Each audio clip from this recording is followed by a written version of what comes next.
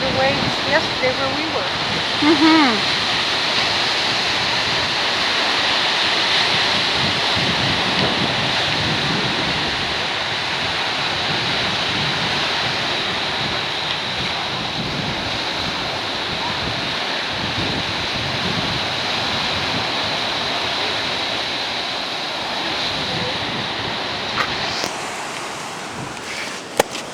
Hello.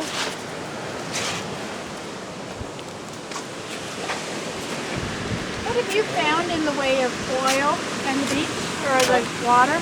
Not a whole lot anymore at all. I haven't seen any. Not at all. But before there was something? Yeah, early, a few months ago, every once in a while, just like that stuff, the seaweed that's right on the beach, Yeah. big clumps of oil that would look just like that. It'd be about that Awesome. size, but it was never a big oil slick or anything like that. So did people come and clean it up? Is that how it got? Yeah, they literally just walk along the beach. You see 'em. And it didn't permeate into the sand? It sort of stayed in the No, clump? there's people saying it did, but on both sides of the fence, there's people that are just wanting to make it into something horrible, and there's people that just ignore it. And the truth is probably somewhere in the middle. Where you did get the sand some, but it's not anything. The press tended to make things way. Usually people that came here when it was going on were going, "Well, where's all the oil? What happened?" They were expecting it to be a big slick and just bad news stuff, and it wasn't near as bad as what it. But this way, I surf and I do water photography and all that, and I never could not go out because there was so much oil out there I couldn't go surfing. Right. And only on one time did I ever actually get a little drop of oil on my board, and that was it. Do the whole thing. I'm from Pensacola, and there was a time there when Pensacola, when it washed, we had a day it washed up on the beach, and it was a bunch of it. It was like somebody had taken gallons and gallons of oil and poured it all over the beach. And they cleaned it up? Yeah, they have a cruise that they got some heavy machinery, but they just basically have literally bunches and bunches of people that walk along the beach. You'll see. Once in a while they'll come right down here. You'll see them. They'll be like a group of 10 people, and they'll just be walking. They'll have bags, and they'll just have little scoopers, and they see the little dots. They'll scoop them up, put them in their bags. They're doing a lot of it at night now, believe it or not. They learn, because it's so hot during the daytime, they're out there cleaning. There's people that were really out of shape, that weren't used to being in the sun, and unfortunately we were having a bad heat spell, and there were some of the workers were just falling out left and right. So they learned they could come and do it at night. With flashlights? Yeah, they got the lights on. It'd be cooler. Plus it didn't scare the tourists so bad. A lot of tourists would come down, and then they just see these crews coming down the beach and pick it, and then they immediately go, "Oh no!" Tourists also learned that was another side of it that people didn't see not there. Any sharks in the area? Wait, what? Any sharks in the area? Yeah, we always have sharks, but they're never, well, put this way, we rarely have anybody bit by one, we do have more people bit by dogs than we do sharks. But there's actually been more sharks in the area since the oil thing. We've seen more than we normally see. You think they're being displaced by the balls of oil in the water? That's what the theory was. People were wondering whether that wasn't happening. But all the sharks we're seeing, they're real small. They're not Are those big. the bull sharks? Bullhead But we sharks? do get bull sharks in here, but these are like what we call just little sand sharks. Out there, you'll see a lot. They're about that long. Just travel on, but they don't. They don't bite people. They don't worry about people. No. Surfers don't even get out of the water when they come. That group, if a shark came right through the middle of that right now, there'd be a few of them that would get out of the water. A bunch of them wouldn't even get out of the water. That's weird. Yeah. I'd get out. Yeah, well, most people would. It'll get your attention, but again, sharks, because of Jaws and the press and everything, it's really overblown. The odds that a shark's going to hurt somebody are real slim. I read one time, this is funny to think about, they said 4 times as many people every year are killed by falling coconuts than sharks. So sometimes when somebody on the beach will say, "Aren't you worried about sharks?" I say, "You're standing underneath that palm tree and you got got a lot more chance someone's gonna fall out of that tree, hit you in the head, and kill you than I do out there in the water. And, not focus on that, you know. And, just put it this way, I've been surfing in these waters since the 1960s, and there's never been a surfer killed by sharks. There's only been one that I know that was slightly nipped by one.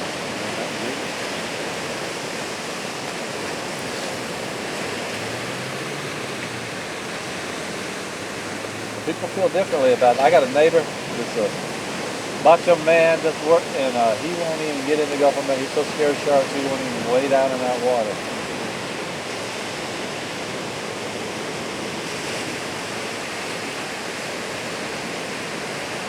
If there were a shark, how far away could you see him? That depends how clear the water is, but the water right now is sort of muddy because we've had a lot of rain. But if the water's real clear, if there's one out there, you could actually see him from here. You can see a dark shadow underneath him and stuff. Most of the time when people get bit, in Florida, when you hear a shark attack in Florida, now there have been people that got their arm, we had a young kid in Pensacola who got really hurt bad, got his arm chopped off, and there's one in Destin that was actually killed a girl. But majority of them are when the water does get cloudy, there's a shark out there about this long, and they're just doing their natural feeding thing, there's minnows around, and then somebody's legs down there, and all of a sudden, whap, they latch on, they bite them, and then they turn right loose, and then, okay, now they've got a bite mark, and they come to the beach, and they're bleeding, and then the newspaper, shark attack at the beach, guy was bit by a shark. And really, it was just an innocent shark feeding in murky water, going like that, trying to get a minnow, and there happened to be a foot right there, and they latched on to somebody. As soon as they figure out that it's not what I was eating on, they let loose of them, and that's the end of it. Have you ever been bit by a shark? No, I've actually landed on top of one. That I was at Pensacola Beach Pier, and it was a real big surf. I was out past, almost to the end of the pier, out that far, and I'm floating on my surfboard. And you have just like you see them sitting on the board. They got their legs overboard. Well, and then the waves were big, so I'm going up and down like that. And then as I came down, my legs coming down, all of a sudden, thud. You know, I'm out there in deep water, but I felt something real hard that my foot came down on top of it. Now, at that point in time, we had these big jellyfish that were coming in. They're called Australian jellyfish, and they're pretty tough themselves, these jellyfish. They're not like jelly. They're actually hard. And I went, man, I was thinking to myself, I said, I hope that was a jellyfish that my foot just hit. And then right after I said that, the surfer behind me came paddling. He said, did you see that shark? He said, there's a shark right behind you. And I went, oh my God, it was a shark. But guess what? I never even got out of the water. I still stayed out there and surfed.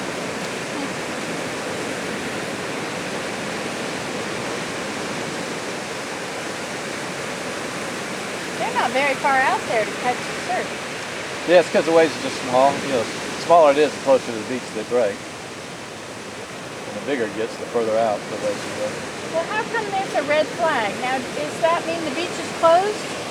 It means swim with caution. It means there's dangerous currents and that, but they'll still let people go out and swim. You know, you can have, I'm sort of saying swim in a lifeguarded area, and they're not advising that you go in the water, but when they put double red flags up, then that's when they close it.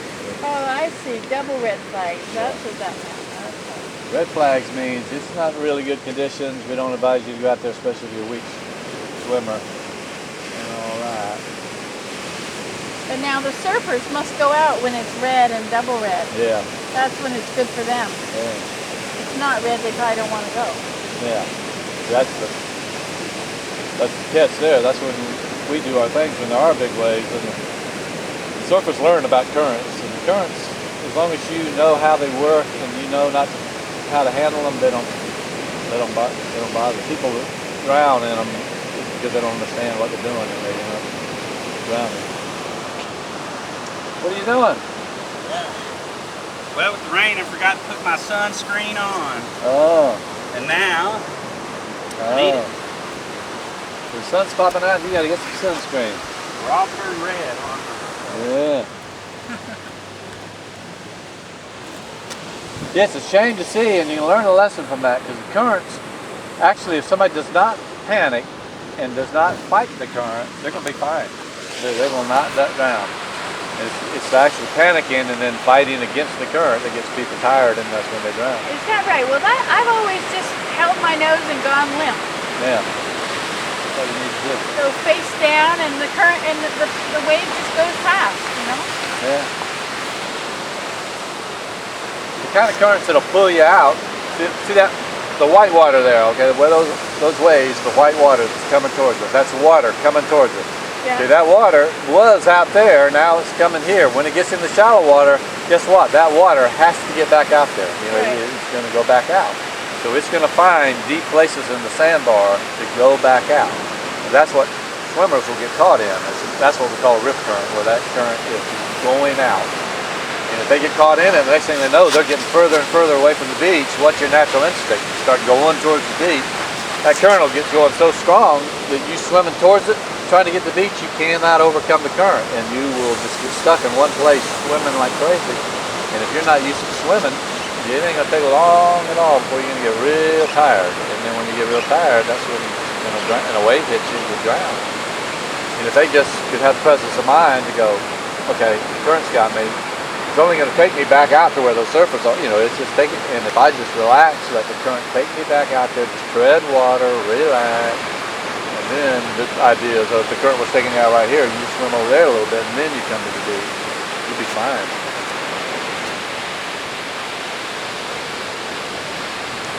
I've always, when the current is pulling on me at the beach, I've always just lifted up my feet, Yeah. stepped out of it, and then it doesn't pull me.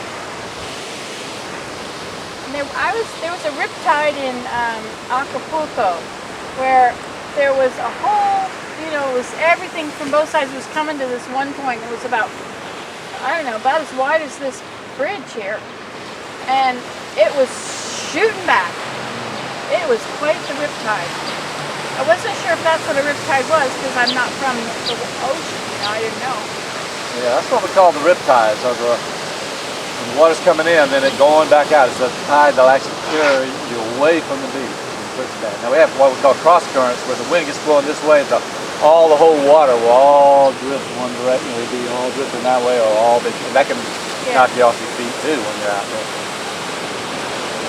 Surfers, you just learn to naturally spot riptides.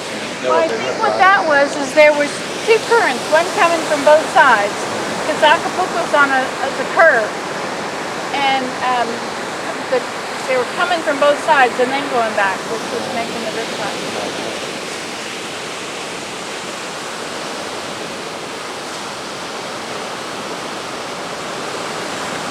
We had about well, it was during we had Tropical Storm Alex in the Gulf, and man, we had just horrible riptide during that time. We had big waves, and the rip currents were just really bad. And man, there were so many people getting caught. The lifeguards cannot finish rescuing one person before they were getting called to another one. You know, they were just constantly moving up and down the beach, driving up and down the beach. They had a whole bunch. Now the good news is they had tons and tons of the surfers just pulling people out left and right. And out of all that, they only had one person die.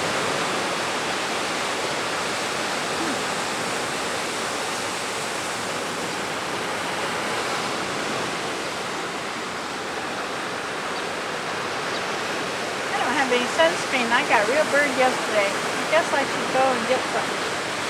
Yeah, that's a good idea. I didn't have my hat on. It's raining, I guess. That's why. Yeah. Well, it's been very interesting talking to you. All Thank right, you. good. Enjoy yourself. Okay, bye.